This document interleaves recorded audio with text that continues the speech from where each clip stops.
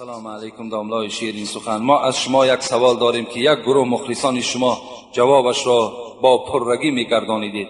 التماس سوال ما همین است که در درون حمام غسل نماز جمعه را میکنی و با تنه لوچ طهارت کردن ممکن است یا نه؟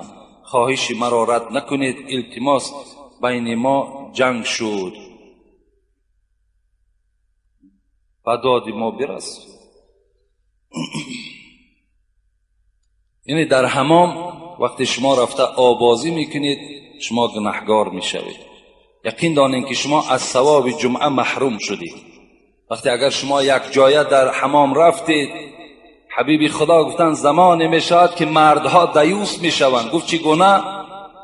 گفت زنهای اونها در حمام غسل میکنند. این حدیث های صحیح پیغمبرند. در حمام یک جایه وقتی که شما آبازی میکنید ترک فرض میکنید، یعنی از زیر ناف تا زیر زانو که فرض است اینا که شما نمیپوشانید و اگر شما هم پوشانید و دیگرها که نمیپوشانند، این حالت در همه شما گناهگار هستید.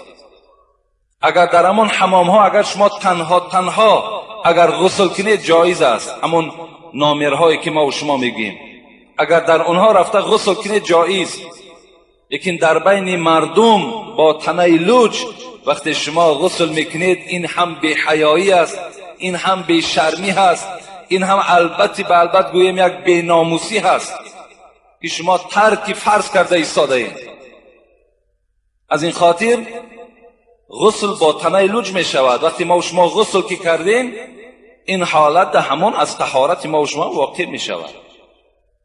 لیکن کاری کنه در حمام ها اگر یک جایه همگی باشد و با تنه لوچ نروید شما گناهگار میشد. تنها باشد اجازت است.